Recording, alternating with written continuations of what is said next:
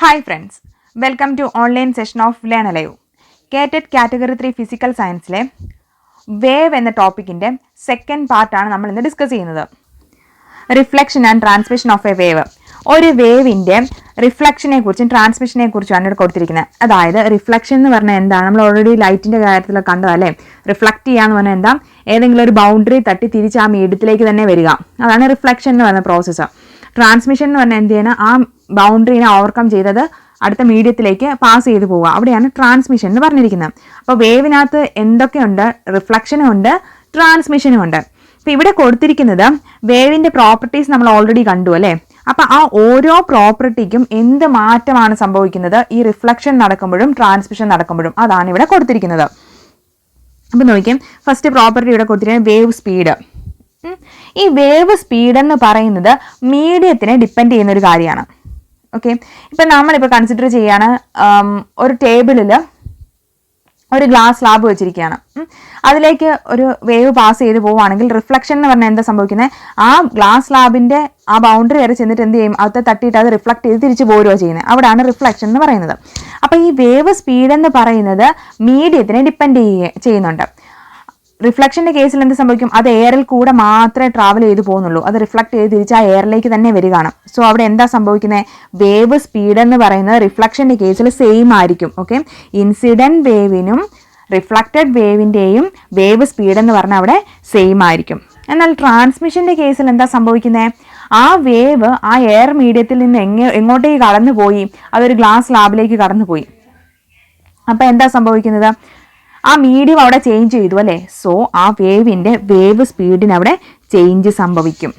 Okay, ഇനി next ആണ് എന്താ പറഞ്ഞാൽ ഫ്രീക്വൻസി. അടുത്ത പ്രോപ്പർട്ടിയാണ് എന്തെന്ന് പറഞ്ഞാൽ ഫ്രീക്വൻസി. ഈ ഫ്രീക്വൻസി എന്ന് പറയുന്നത് റിഫ്ലക്ഷൻ്റെ കേസിൽ, അതായത് ഫ്രീക്വൻസി എന്ന് പറയുന്ന പ്രോപ്പർട്ടി എന്തിനെ മാത്രമേ ഡിപ്പെൻഡ് ചെയ്യുന്നുള്ളൂ? അതിൻ്റെ സോഴ്സിനെ മാത്രമേ, ഏത് സോഴ്സിൽ നിന്നാണോ വേവ് ഒറിജിനേറ്റ് ചെയ്യുന്നത് അതിനെ മാത്രമേ ഡിപ്പെൻഡ് ചെയ്യുന്നുള്ളൂ. അല്ലാതെ അത് ഏത് മീഡിയത്തിൽ കൂടെ പാസ് ചെയ്ത് പോകുന്നു എന്നുള്ളതിനെ ഡിപ്പെൻഡ് ചെയ്യുന്നില്ല. സോ നമുക്ക് എന്ത് പറയാം? റിഫ്ലക്ഷൻ്റെ കേസിലും ട്രാൻസ്മിഷൻ്റെ കേസിൽ, റിഫ്ലക്ഷൻ്റെ കേസിൽ സെയിം മീഡിയത്തിൽ തന്നെയാണ്. ട്രാൻസ്മിഷൻ്റെ കേസിൽ അവിടെ മീഡിയം ചേഞ്ച് ചെയ്താൽ പോലും എന്താണ്? ഫ്രീക്വൻസി അവിടെ സെയിം ആയിട്ടിരിക്കും. കാര്യം ഇതാണ്, അത് സോഴ്സിനെ മാത്രമേ ഡിപ്പെൻഡ് ചെയ്യത്തുള്ളൂ. ഒരിക്കലും അത് പാസ് ചെയ്തു പോകുന്ന മീഡിയത്തെ ഡിപ്പെൻഡ് ചെയ്യുന്നില്ല. ഇനി അടുത്ത പ്രോപ്പർട്ടിയാണ് വേവ് ലെങ്ത്. വേവ് ലെങ്ത് എന്ന് പറയുന്നത് അത് മീഡിയത്തിനെ ഡിപ്പെൻഡ് ചെയ്യുന്നുണ്ട്. ഓക്കെ, അപ്പോൾ റിഫ്ലക്ഷൻ്റെ കേസിൽ എന്ത് സംഭവിക്കും? ഇൻസിഡൻറ്റ് വേവും റിഫ്ലക്റ്റഡ് വേവും സെയിം മീഡിയത്തിലായതുകൊണ്ട് അതിൻ്റെ വേവ് ലെങ്ത് അവിടെ സെയിം ആയിരിക്കും. എന്നാൽ ട്രാൻസ്മിറ്റഡ് വേവ് എന്ന് പറയുന്നത് എന്താണ്? ഇൻസിഡൻറ്റ് വേവും ട്രാൻസ്മിറ്റഡ് വേവ് എന്തായിരിക്കും? രണ്ട് മീഡിയത്തിലായിരിക്കും. സോ അവിടെ വേവ് ലെങ്ത് ചേഞ്ച് ചെയ്യും. ഓക്കെ, അപ്പോൾ ഇത്രയും കാര്യങ്ങൾ ഓർത്ത് വെക്കാം. ഇനി അടുത്തതാണ് ഫേസ്. അപ്പോൾ ഫേസിൻ്റെ കാര്യം നോക്കുവാണെങ്കിൽ ഇവിടെ നമ്മൾ ഒരു ഡെൻസർ ആൻഡ് റെയർ മീഡിയം കാണിച്ചിട്ടുണ്ട്. ഇതൊരു ഡെൻസർ മീഡിയവും ഇതൊരു റെയർ മീഡിയം ആണെന്നിരിക്കട്ടെ. ഇതിൻ്റെ ബൗണ്ടറി ഇവിടെ കാണിച്ചിട്ടുണ്ട്.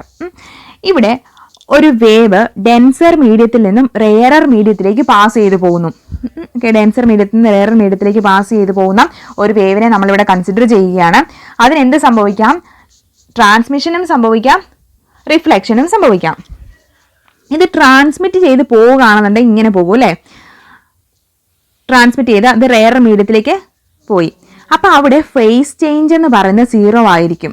ഓക്കെ, അവിടെ ഫേസിന് അവിടെ ചേഞ്ച് ഒന്നും സംഭവിക്കത്തില്ല. അത് സെയിം ഫേസിൽ തന്നെ ആയിരിക്കും. ഓക്കെ, എന്നാലും അത് റിഫ്ലക്ട് ചെയ്ത് പോകുമ്പോഴും എന്ത് തന്നെയാണ് സംഭവിക്കുന്നത്? ഡെൻസർ മീഡിയത്തിലേക്ക് തന്നെ അത് റിഫ്ലക്ട് ചെയ്ത് വന്നു. അപ്പോഴും എന്ത് സംഭവിക്കും? അവിടെ ഫേസ് ചേഞ്ച് എന്ന് പറഞ്ഞാൽ 0 ആയിരിക്കും. അവിടെ ഫേസിന് അവിടെ മാറ്റം സംഭവിക്കുന്നില്ല. അടുത്ത കേസ് നമ്മളിവിടെ കൺസിഡർ ചെയ്യുന്നത് റെയറർ മീഡിയത്തിൽ നിന്നും ഡെൻസർ മീഡിയത്തിലേക്ക് വേവ് ട്രാവൽ ചെയ്യുന്ന കേസാണ്. അതായത് ഇവിടുന്ന് ഈ റെയർ മീഡിയത്തിൽ നിന്ന് ഡെൻസർ മീഡിയത്തിലേക്കാണ് വേവ് ഇവിടെ ട്രാവൽ ചെയ്ത് പോകുന്നത്. അവിടെ എന്ത് സംഭവിക്കാം? റിഫ്ലക്ഷനും സംഭവിക്കാം, ട്രാൻസ്മിഷനും സംഭവിക്കാം. ഇത് ട്രാൻസ്മിറ്റ് ചെയ്ത് പോകുന്ന കേസിൽ എന്താണ്? അവിടെ ഫേസ് ചേഞ്ച് ഒന്നും ഇല്ല. ഫേസ് ചേഞ്ച് എന്ന് പറഞ്ഞാൽ അവിടെ 0 ആയിരിക്കും. സെയിം ഫേസിൽ തന്നെ ആയിരിക്കും ഇൻസിഡൻറ്റ് വേവും ട്രാൻസ്മിറ്റഡ് വേവും. ഇനിയും റിഫ്ലക്റ്റഡ് വേവിൻ്റെ കേസ് വരുമ്പോൾ എന്താ സംഭവിക്കുന്നത്?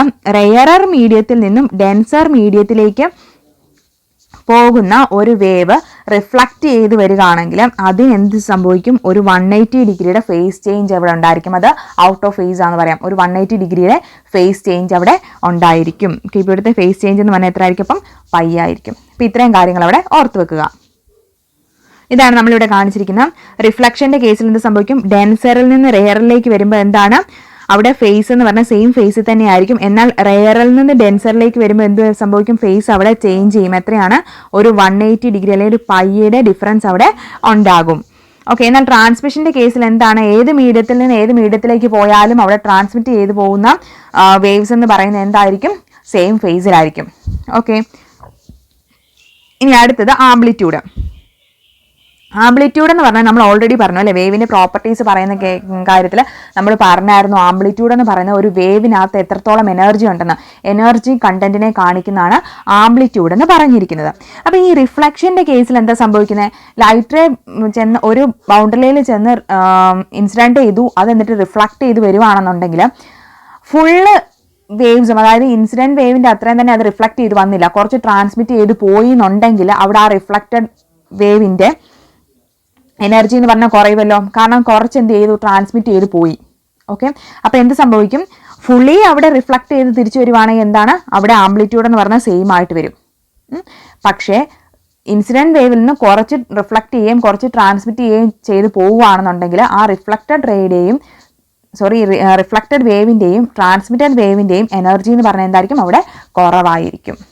അപ്പോൾ ഇത്രയാണ് വേവിന്റെ പ്രോപ്പർട്ടിക്ക് റിഫ്ലക്ഷനും ട്രാൻസ്മിഷനും അനുസരിച്ച് മാറ്റങ്ങൾ സംഭവിക്കുന്നത്.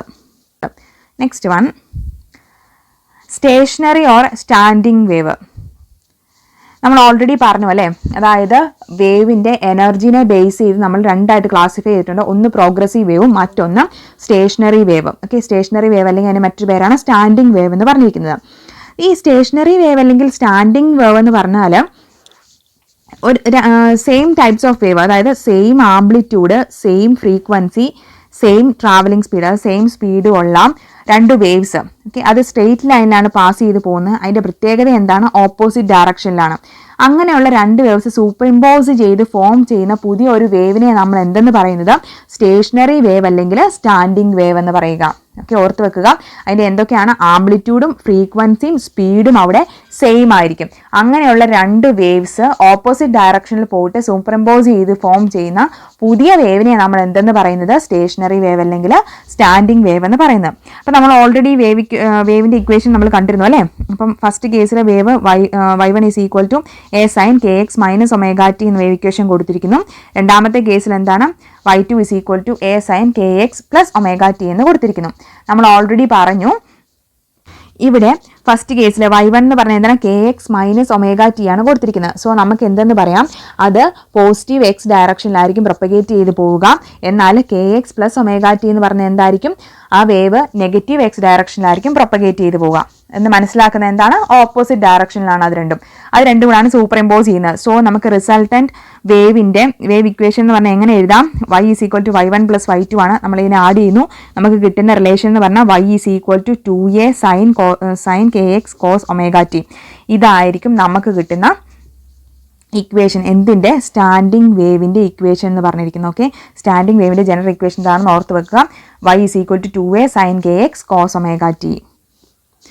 ഇവിടെ 2a sin kx ഈ ഒരു ടേം വേവിൻ്റെ ആംപ്ലിറ്റ്യൂഡിനെ കാണിക്കുന്നതാണ്. എന്നാൽ കോസ് ഒമേഗ ടി എന്ന് പറയുന്ന ടേം എന്താണ്? അതിൻ്റെ ഫേസിനെ കാണിക്കുന്നതാണ്. ഓക്കെ. ഓർത്ത് വെക്കുക.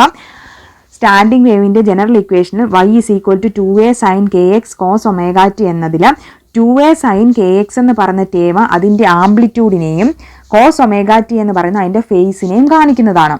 നെക്സ്റ്റ് വൺ, ഇതൊരു സ്റ്റേഷനറി വേവാണ്, അതായത് സ്റ്റേഷനറി അല്ലെങ്കിൽ സ്റ്റാൻഡിങ് വേവ്. ഇവിടെ എന്താണ്? ഓരോ പാർട്ടിക്കിളും എന്താണ്? SHM-ലായിരിക്കും, സിമ്പിൾ ഹാർമോണിക് മോഷനിലായിരിക്കും. എന്നാൽ ചില പാർട്ടിക്കിൾസ് എന്ത് സംഭവിക്കുകയാണ്? അതിൻ്റെ മീൻ പൊസിഷനിൽ തന്നെ അത് റെസ്റ്റ് ചെയ്തുകൊണ്ടിരിക്കുക. ഓക്കെ. അവിടെ എന്താണ്? അതിൻ്റെ ആംപ്ലിറ്റ്യൂഡ് 0 ആയിരിക്കും. ടൈമിനനുസരിച്ച് എന്ത് സംഭവിക്കും? അവിടെ ആംപ്ലിറ്റ്യൂഡിന് യാതൊരുവിധ മാറ്റങ്ങളും സംഭവിക്കുന്നില്ല. അപ്പം അങ്ങനെയുള്ള കുറച്ച് പോയിന്റ്സ് നമ്മൾ പറയുന്നതാണ് എന്തെന്ന് പറഞ്ഞിരിക്കുന്നത്? നോട്ട്സ് എന്ന് പറഞ്ഞിരിക്കുന്നത്. ഇവിടെ മാർക്ക് ചെയ്തിട്ടുണ്ട് N1, N2, N3, N4, N5 5 notes ഇവിടെ മാർക്ക് ചെയ്തിട്ടുണ്ട്. നമുക്ക് കാണുമ്പോഴേ മനസ്സിലാക്കാൻ പറ്റും. അതായത് ഈ പാർട്ടിക്കിൾസ് അത് അതിൻ്റെ മെയിൻ പൊസിഷനിൽ തന്നെ ഇരിക്കുകയാണ്. ഓക്കെ. ഒരു റെസ്റ്റിംഗ് സ്റ്റേജിലായിരിക്കും. അങ്ങനെയുള്ള പോയിന്റ്സ് നമ്മൾ എന്തെന്ന് വിളിക്കും? നോഡ് എന്ന് വിളിക്കും. ഓക്കെ. ആ നോഡിൻ്റെ കേസിൽ y നെറ്റ് എന്ന് പറയുന്നത് എന്തായിരിക്കും? 0 ആയിരിക്കും. കാരണം ഇതിനെന്താണ്? അവിടെ ആംപ്ലിറ്റ്യൂഡ് ഒന്നുമില്ല. ടൈമിനനുസരിച്ച് യാതൊരുവിധ മാറ്റവും അവിടെ കാണിക്കുന്നില്ല.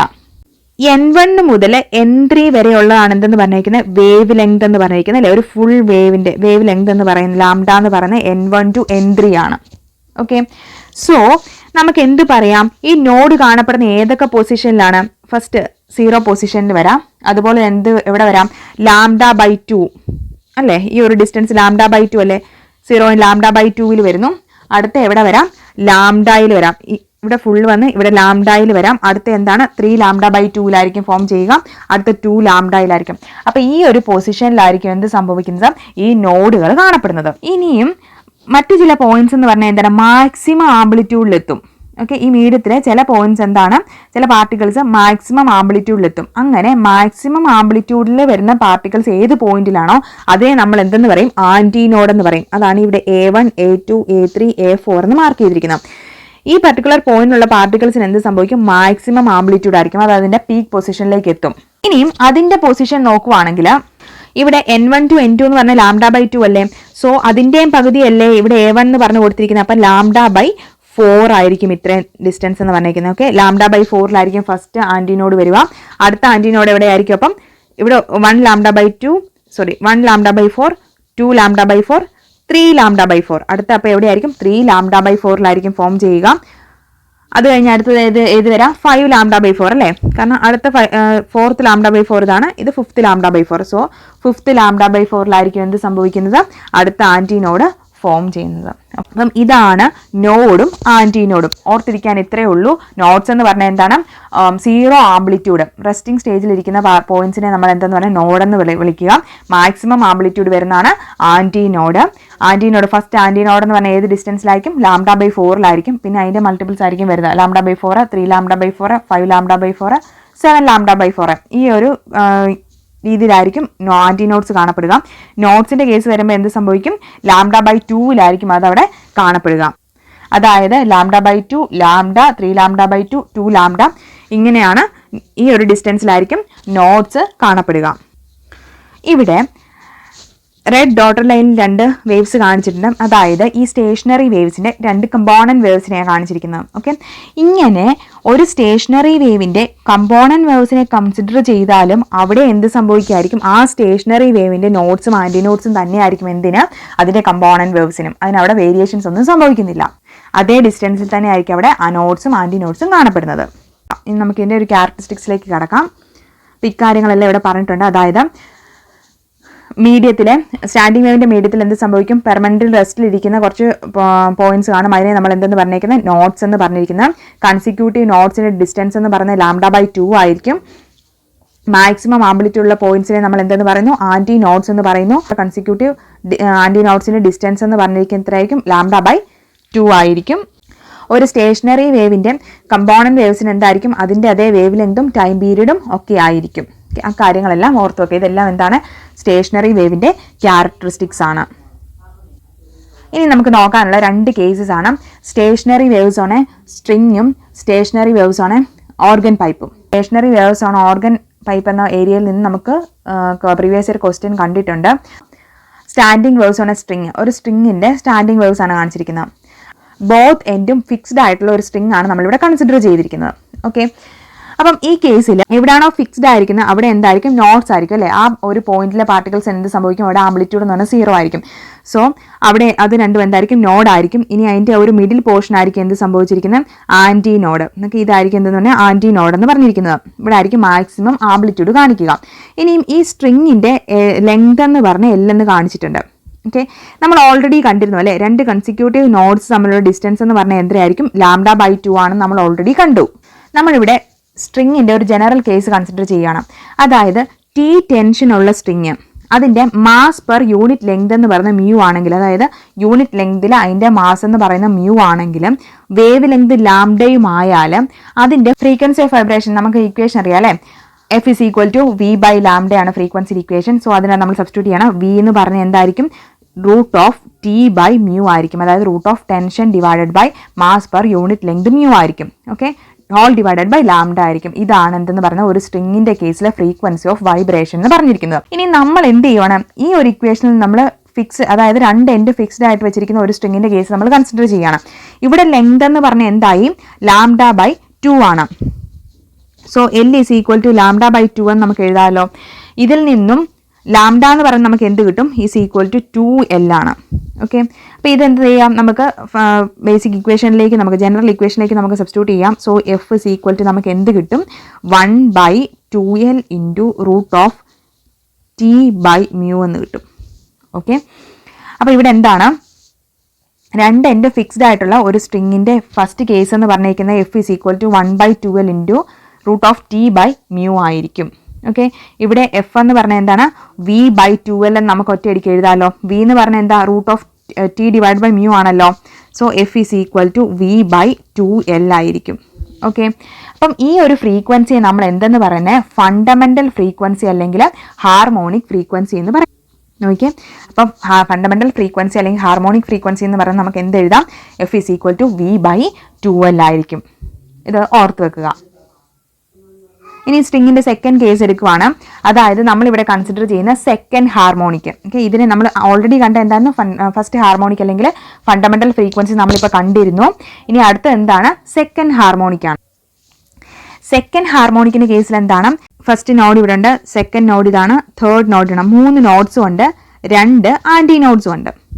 ഓക്കെ, അപ്പോൾ ഈ കേസിൽ ഫുൾ ഇതിൻ്റെ സ്ട്രിങ്ങിൻ്റെ മൊത്തം ലെങ്ത് എന്ന് പറഞ്ഞാൽ ഇതാണ് കാണിച്ചിരിക്കുന്നത്. ആ ലെങ്ത് എന്ന് പറഞ്ഞാൽ എന്തിനോട് ഈക്വൽ ആണ്? ഇവിടെ ടോട്ടൽ ഇവിടെ ലാംഡയാണ്. ഫസ്റ്റ് നോഡ് മുതൽ സെക്കൻഡ് നോഡ് വരെയുള്ള ഡിസ്റ്റൻസ് നമുക്ക് എന്തെന്ന് അറിയാം? λ/2 ആണ്. അടുത്ത നോഡ് മുതൽ സെക്കൻഡ് നോഡ് മുതൽ തേർഡ് നോഡ് വരെയുള്ള ഡിസ്റ്റൻസ് എന്ന് പറഞ്ഞാൽ എന്തായിരിക്കും? λ/2 ആയിരിക്കും. അത് ചേർന്നാണ് ഇവിടെ ലാംഡ എന്ന് എഴുതിയിരിക്കുന്നത്. ഓക്കെ, നമുക്കിവിടെ എന്ത് ചെയ്യാം? ടോട്ടൽ ഡിസ്റ്റൻസ് അതായത് ലെങ്ത് എന്ന് പറഞ്ഞിരിക്കുന്നത് എന്താണ്? L ഈസ് ഈക്വൽ ടു 2λ/2 എന്ന് എഴുതാം. ഓക്കെ, അത് കട്ട് ചെയ്ത് കളയണ്ട. 2λ/2 എന്ന് നമ്മൾ കൺസിഡർ ചെയ്യുകയാണെങ്കിൽ ഇതിനകത്ത് ലാംഡ ഈസ് ഈക്വൽ ടു നമുക്ക് എന്ത് എഴുതാം? 2L/2 ആയിരിക്കുമല്ലോ. ഇത് നമ്മൾ ഇക്വേഷനകത്ത് സബ്സ്റ്റിറ്റ്യൂട്ട് ചെയ്ത് കൊടുക്കുന്നു. That is F is equal to 2/2L into root of T by mu എന്ന് നമുക്ക് കിട്ടും. ഓക്കെ, ഇതിൻ്റെ ഇക്വേഷൻ എന്താണ്? F is equal to 2/2L into root of T by mu എന്ന് കിട്ടും. അതായത് നമുക്കിതിനെ എന്ത് എഴുതാം? ഈ സെക്കൻഡ് ഹാർമോണിക് എന്ന് പറഞ്ഞാൽ എന്താണ്? ട്വൈസ് ഓഫ് ഫസ്റ്റ് ഹാർമോണിക് എന്ന് നമുക്ക് എഴുതാമല്ലോ. അപ്പോൾ സെക്കൻഡ് ഹാർമോണിക് F2 എന്ന് പറയുന്നത് എന്തായിരിക്കും? ട്വൈസ് ഓഫ് ഫസ്റ്റ് ഹാർമോണിക് ആയിരിക്കും. ഇതിവിടെ ഓർത്ത് വെക്കുക. അതായത് ഫസ്റ്റ് ഹാർമോണിക്കിൻ്റെ ഇക്വേഷൻ എന്തായിരുന്നു? 1/2L into root of T by mu ആണ്. അപ്പോൾ സെക്കൻഡ് ഹാർമോണിക്കിൻ്റെ കേസിൽ വരുമ്പോൾ 2 ഇവിടെ നമ്മൾ മൾട്ടിപ്ലൈ ചെയ്തു. 2 into 1/2L into root of T by mu എന്നാണല്ലോ. അപ്പോൾ നമുക്ക് എന്ത് എഴുതാം? F2 is equal to 2F1 ആയിരിക്കും എന്നവിടെ ഓർത്ത് വെക്കുക. അതുകൊണ്ടാണ് നമ്മൾ ഇതിനെ എന്തെന്ന് പറയുന്നത്? സെക്കൻഡ് ഹാർമോണിക് എന്ന് വിളിക്കുന്നത്. ഓക്കെ, ഇതിപ്പോൾ സെക്കൻഡ് ഹാർമോണിക് ആണ്. അല്ലെങ്കിൽ ഇതിൻ്റെ മറ്റൊരു പേര് ഓർത്ത് വെക്കുക, ഫസ്റ്റ് ഓവർ ടേൺ. ആദ്യത്തെ കേസ് എന്തായിരുന്നു? First harmonic. ഇതിപ്പോൾ സെക്കൻഡ് ഹാർമോണിക് ആണ്. അതിൻ്റെ മറ്റൊരു പേരാണെന്ന് പറഞ്ഞാൽ ഫസ്റ്റ് ഓവർ ടോൺ എന്ന് പറഞ്ഞാൽ ഓർത്ത് വെക്കുക. അപ്പോൾ സെക്കൻഡ് ഹാർമോണിക് ഫ്രീക്വൻസി എന്ന് പറഞ്ഞാൽ F2 എന്ന് പറഞ്ഞാൽ എന്തായിരിക്കും? Twice of first harmonic frequency അല്ലെങ്കിൽ ഫണ്ടമെൻ്റൽ ഫ്രീക്വൻസിയുടെ ട്വൈസ് ആയിരിക്കുമെന്നും അവിടെ ഓർത്ത് വെക്കുക. അടുത്ത കേസ്, അതായത് നമുക്ക് അടുത്തതിനെ എന്തെന്ന് വിളിക്കാം? Second over tone. ഇതിപ്പോൾ ഫസ്റ്റ് ഓവർ ടോൺ ആണല്ലോ. അപ്പോൾ ഇനി സെക്കൻഡ് ഓവർ ടോണിൻ്റെ കേസിൽ F3 എന്ന് പറയുന്നത് F1ൻ്റെ 3 ടൈംസ് ആയിരിക്കും. ഓക്കെ, അതിൽ നമുക്ക് എന്താ? F3 ഈസ് ഈക്വൽ ടു നമുക്ക് എങ്ങനെ അതിൻ്റെ റിലേഷൻ എഴുതാം? 3/2L into root of T by mu ആയിരിക്കും. ഇതവിടെ ഓർത്ത് വെക്കുക. അതുകൊണ്ട് നമുക്ക് ഇതിനെ എന്തെന്ന് വിളിക്കാം? തേർഡ് ഹാർമോണിക് എന്നും വിളിക്കാം. ഓക്കെ, അപ്പം തേർഡ് ഹാർമോണിക്കിൻ്റെ കേസ് നമുക്ക് എന്ത് പറയാം? F3 is equal to 3/2L into root of T by mu ആയിരിക്കും. ഇതിങ്ങനെ കണ്ടിന്യൂ ചെയ്ത് പോവുകയാണ്. സോ നമുക്ക് എന്ത് ഹാർമോണിക്കിൽ എന്താ സംഭവിക്കുന്നത് നോക്കാം. എന്ത് ഹാർമോണിക്ക് നമുക്ക് ഇതിനെ ജനറലൈസ് ചെയ്ത് പറയാം. Fn is equal to n/2L into root of T by mu ആയിരിക്കും. ഇതാണ് ഇതിൻ്റെ ജനറൽ ഫോമുല എന്നവിടെ ഓർത്ത് വെക്കുക. Fn is equal to n/2L into root of T by mu ആയിരിക്കും. ഇവിടെ 1 വരുമ്പം F1 എന്ന് പറയുമ്പോൾ 1/2L into root of T by mu ആണ്. അതാണ് എന്തെന്ന് ഫസ്റ്റ് ഹാർമോണിക് എന്ന് പറഞ്ഞാൽ. സെക്കൻഡ് ഹാർമോണിക് വരുമ്പം F2 ആയി. അത് ഫസ്റ്റ് ഓവർ ടോൺ ആണ്. ഇനി അടുത്ത സെക്കൻഡ് ഓവർ ടോൺ എന്ന് പറയുമ്പം അതായത് തേർഡ് ഹാർമോണിക് എന്ന് പറയുന്നത് എന്തായിരിക്കും? F3 ആയിരിക്കും. അതെന്ന് പറഞ്ഞാൽ 3/2L into root of T by mu ആണ്. ഇനി തേർഡ് ഓവർ ടോൺ അല്ലെങ്കിൽ ഫോർത്ത് ഹാർമോണിക് എന്ന് പറഞ്ഞാൽ എന്തായിരിക്കും?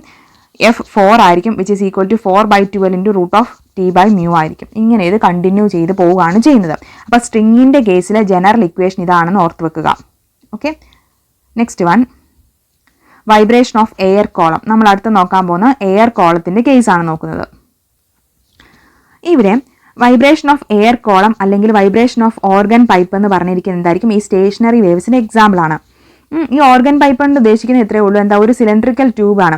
അതിൻ്റെ ഒരെൻഡ് ക്ലോസ്ഡ് ആവാം, അല്ലെങ്കിൽ ഒരെൻഡ് ക്ലോസ്ഡ് ഒരെൻഡ് ഓപ്പൺ ആകാം, അല്ലെങ്കിൽ രണ്ട് എൻഡ് ഓപ്പൺ ആയിരിക്കാം. ഇങ്ങനെ 2 കേസസ് ഇവ കൊടുത്തിട്ടുണ്ട്. അപ്പം ആക്ച്വലി ഇതിനകത്ത് സംഭവിക്കുന്ന ഇത്രയുള്ള എയർ വൈബ്രേറ്റ് ചെയ്യുകയാണ്. അപ്പം ലോങ്ജിറ്റ്യൂഡിനൽ വേവ് ആയിരിക്കും ഈ എയർ കോളത്തിൽ അല്ലെങ്കിൽ ഓർഗൻ പൈപ്പിൽ പ്രൊഡ്യൂസ് ചെയ്യപ്പെടുക. അതവിടെ ഓർത്ത് വെക്കേണ്ടതാണ്. ലോങ്ജിറ്റ്യൂഡിനൽ വേവ്സ് ആണ് ഇവിടെ ഉണ്ടാകുക. ഇവിടെ ആക്ച്വലി എന്താണ്, സൗണ്ട് സ്റ്റാൻഡിങ് വേവ് ആണ്, അതായത് അത് ലോങ്ജിറ്റ്യൂഡിനൽ വേവ് ആണ്. ഇനി ഓർത്തിരിക്കേണ്ട കാര്യം എന്ന് പറഞ്ഞാൽ, ഓപ്പൺ എൻഡ് ആണെങ്കിൽ ഈ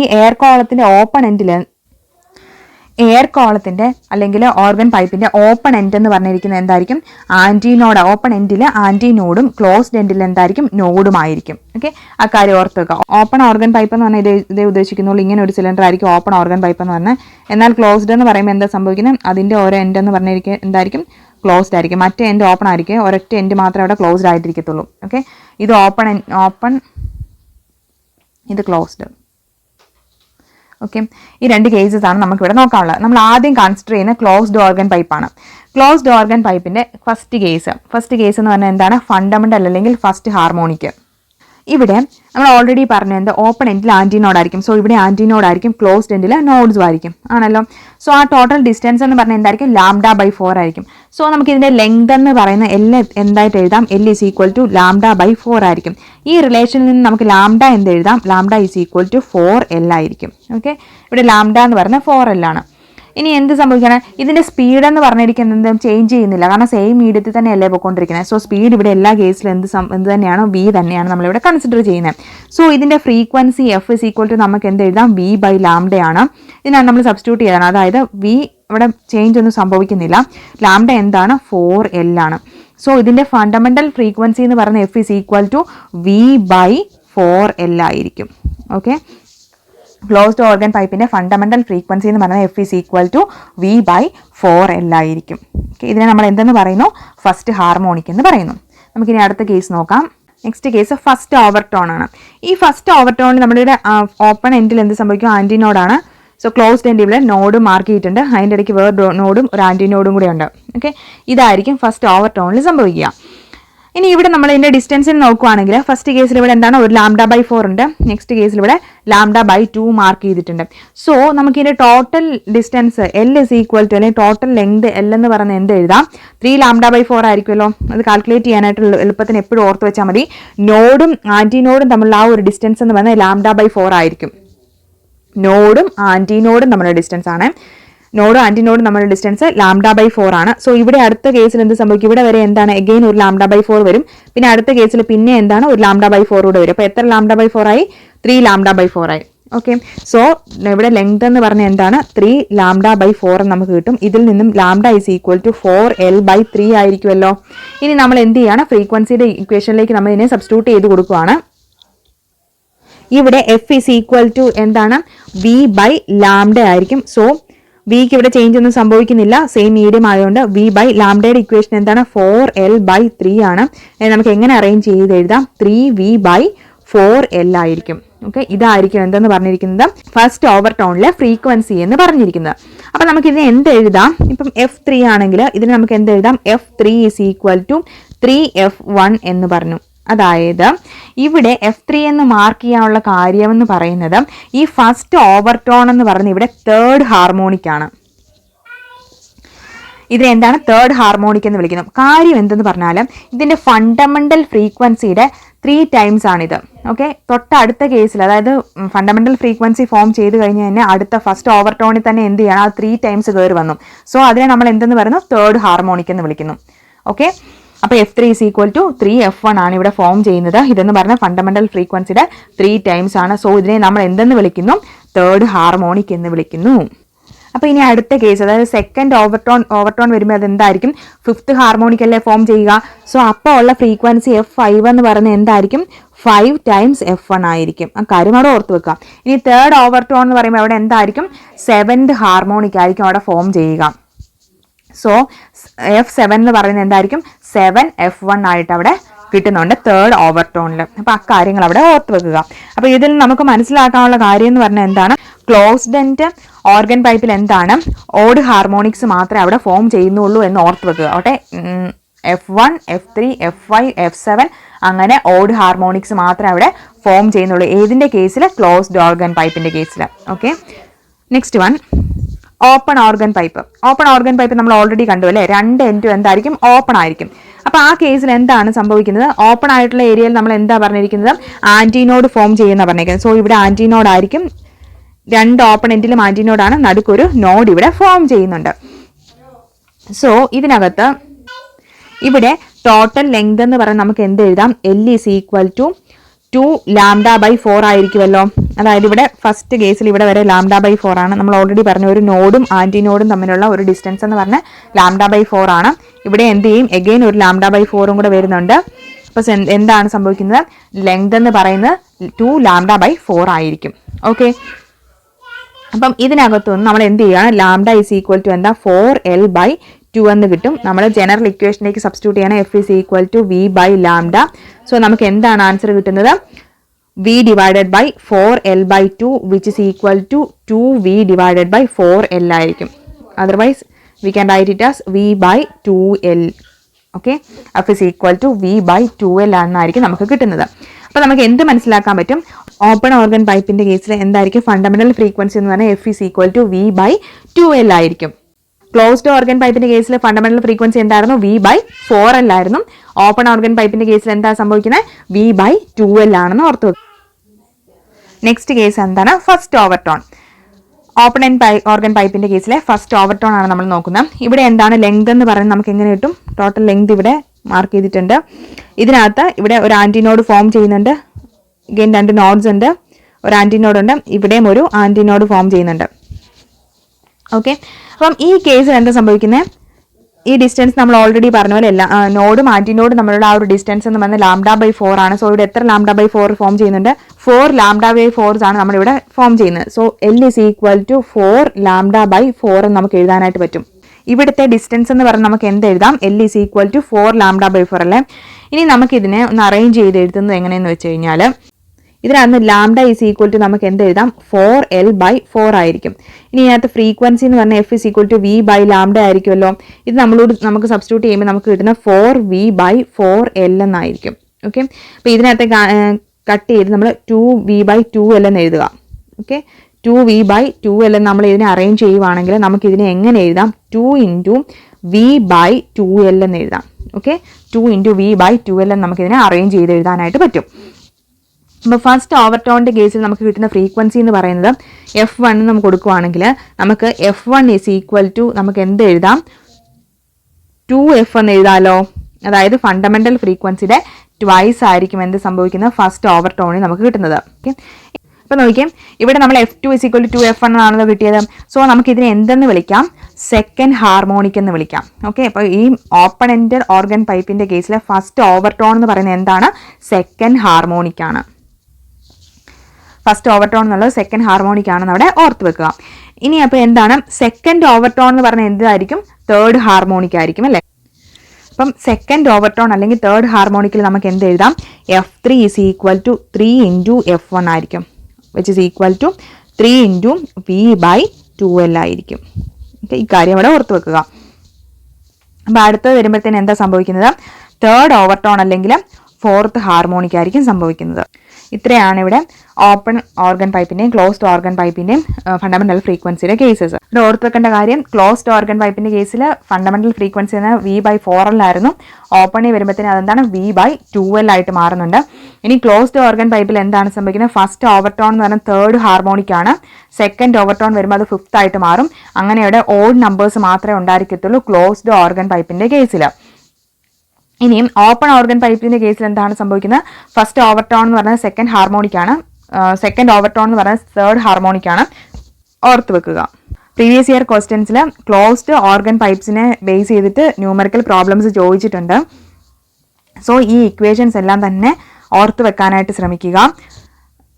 ഓരോ ഓവർടോണിലും ആന്റിനോഡും നോഡും മാർക്ക് ചെയ്തിട്ട് ആ ആന്റിനോഡിന്റെ നോഡിന്റെ നമ്മളുടെ ആ ഒരു ഡിസ്റ്റൻസ് എന്ന് പറഞ്ഞാൽ λ/4 ആയിട്ട് ഓർത്ത് വെക്കുകയാണെന്നുണ്ടെങ്കിൽ പെട്ടെന്ന് തന്നെ നമുക്കിത് കാൽക്കുലേറ്റ് ചെയ്ത് എടുക്കാവുന്നതേ ഉള്ളൂ. സോ അങ്ങനെ ഇക്വേഷൻ ഓർത്തിരുന്നാൽ മാത്രമേ നമുക്ക് ന്യൂമറിക്കൽ പ്രോബ്ലംസ് ചെയ്യാനായിട്ട് സാധിക്കത്തുള്ളൂ. സോ എല്ലാവരും ഇക്വേഷൻസ് എല്ലാം ഓർത്ത് വെക്കാനായിട്ട് മാക്സിമം ശ്രമിക്കുക. അപ്പം ഇത്രയാണ് വേവ് ചാപ്റ്ററിനകത്ത് ഇൻക്ലൂഡ് ചെയ്തിരിക്കുന്നത്. ഇതുമായിട്ട് ബാക്കി വരുന്ന ഡോപ്ലർ ഇഫക്റ്റ്, ബീറ്റ്സ്, ബാക്കിയെല്ലാം നമുക്ക് എന്താണ് സൗണ്ട് വേവ്സിൽ നോക്കാം. അപ്പോൾ സൗണ്ടിനെ കുറിച്ച് നമുക്ക് അടുത്ത ഒരു ചാപ്റ്ററായിട്ട് തന്നെ തുടങ്ങുന്നുണ്ട്. സോ എല്ലാവരും ഇതിന് നല്ലധികം ഇമ്പോർട്ടൻസ് കൊടുത്ത് തന്നെ പഠിക്കാനായിട്ട് ശ്രമിക്കുക. Thank you for watching Learn Alive. See you later.